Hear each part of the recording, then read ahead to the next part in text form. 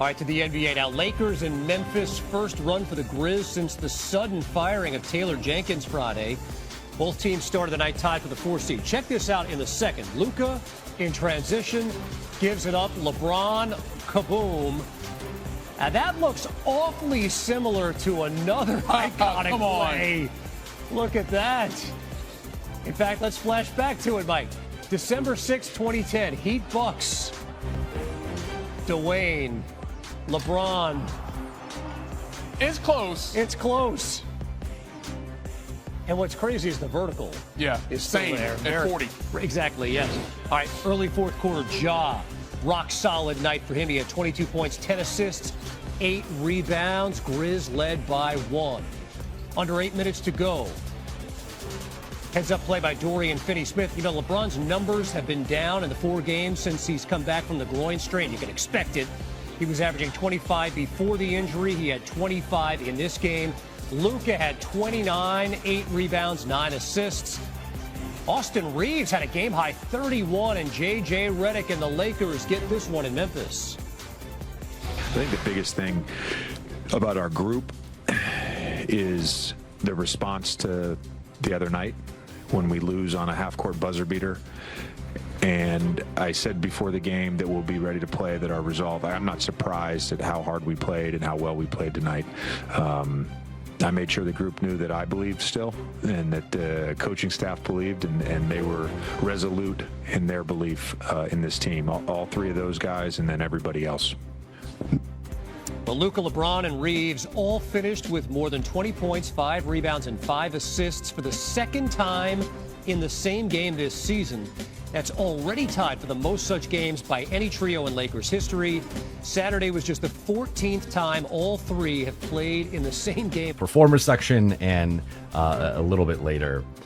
So I'm going to do a quick rebrand here.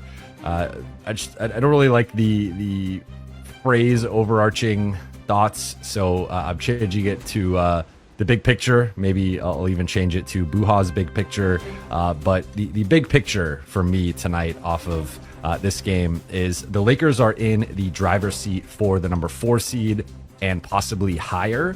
So with the win tonight, as I mentioned, they lock up the tiebreaker over the Grizzlies. They already have the head-to-head tiebreaker over the Warriors and the Clippers. If they win the Pacific Division, which they, as of now, are on pace to win, they would get the head-to-head tiebreaker over the Denver Nuggets and the Minnesota Timberwolves. And then Houston and OKC, it comes down to the final 4 games with those 2 teams. They're not catching OKC, so it doesn't really matter other than pride and maybe how they match up in a potential playoff series. Houston, it matters though. Houston, especially if they can win both games, they win the season series, and they also knock down Houston a couple losses. And right now they're 3 losses behind Houston in the loss column.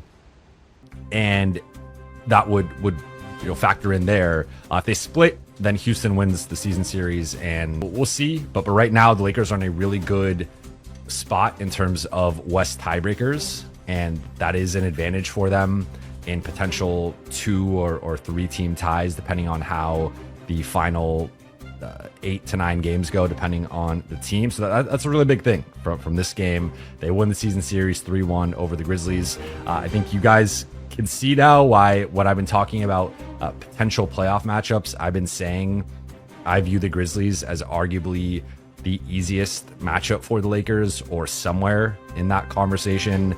I just don't trust their late game offense, which I think we saw bear out tonight.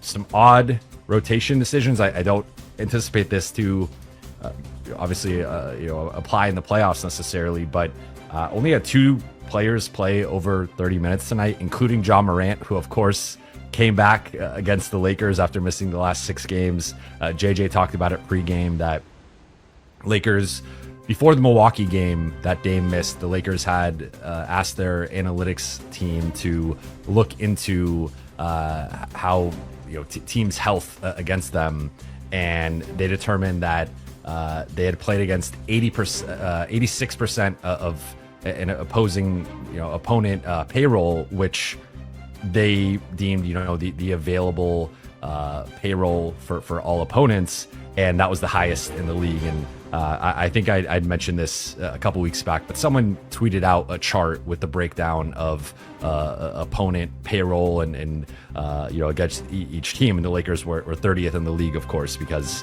everyone gets healthy when they see the Lakers on schedule. But outside of Bane and Ja, who barely both cracked the 30-minute mark, I didn't really understand the Grizzlies' rotation. Luke Kennard was out there pulling a Tony Snell, playing 21 minutes, 2 assists, nothing else. I thought Scottie Pippen Jr. was their best bench player. He played 18 minutes and it was the 3rd most played bench player. So they're going through their own stuff with the coaching change, and I just did not really their starters won their minutes, and again, 3 of them played under 30 minutes. So I didn't really get that, but that aside, from the Lakers side, obviously, I think it's a good matchup for them.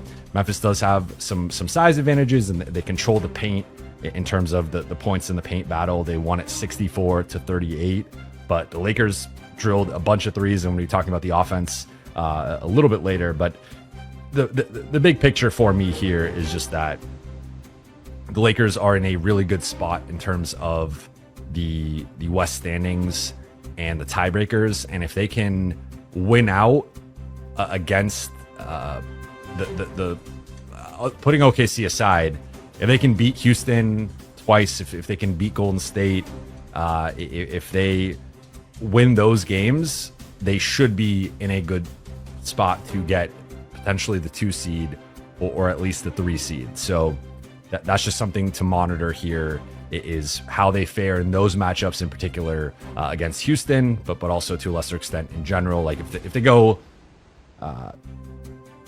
7 and well, now it's 8 games left. If they can go 6-2, they're in a pretty good spot here down the stretch. Notable performers, I have to start with Austin Reeves, who to me, if there was a game ball tonight, it would go to Austin Reeves. He led the Lakers in scoring, 31 points, grabbed 7 rebounds. I thought he had some huge rebounds, including that offensive rebound against Ja, where he drew the foul on Ja. That was a really big play. 8 assists, 1 steal, 1 block, 8 of 16 shooting, 5 threes, 10 for 10 from the free throw line. Just several big plays. There was also where he was battling Jaren Jackson Jr. for post position. He taps the ball loose, then gets a foul on Jaren Jackson Jr. while going after that loose ball. Has the short roll play with Luka where he gets the N1, hit several big free throws down the stretch. Austin, I think you could argue he was their best player on the floor tonight. And if you don't want to go that far, you could certainly say for key stretches of this game, he was the best player on the floor on both sides, even factoring in the Memphis. And he just has been playing incredibly over the last several weeks. And as the Lakers are still trying to figure out this Luka, LeBron, Austin dynamic and just the right balance with it, Austin's making it really tough because he is not looking like a number 3 option right now. He's looking like a number 2 and even sometimes a number 1. There were several possessions. LeBron broke his silence on the incidents, referring to the fallout as a Taylor Swift tour run for Stephen A. The beef started, over comments Stephen A made regarding Bronny. I initially wasn't going to say anything. I wasn't going to talk about it. We didn't talk about it. Y'all didn't hear anything from me for about the incident for 3 weeks ago, but now LeBron just went on PMAC, and we have to talk about it now. LeBron said he hasn't been too happy with how Stephen A has reacted to the situation. He's on a Taylor Run Swift tour right now. It started off with, I didn't want to address it, but since the video came out, I feel, this is LeBron talking, I need to address it. He completely missed the whole point. The whole point, never would I allow people to talk, not allow people to talk about a sport and criticize players about what they do. This is your job to criticize, or to a position where there's a guy's not performing, that's all a part of the game. But when you take it and you get personal with it, it's not my job to not only protect my damn household, but protect the players. He's going to be smiling ear to ear when this comes out talking about it, because I know he's going to be happy as hell. Hey. Me, I wish Stephen A would just left it alone. Once he addressed it, once it happened, The first time. address it. This is what happened. He came over to me, said what he said.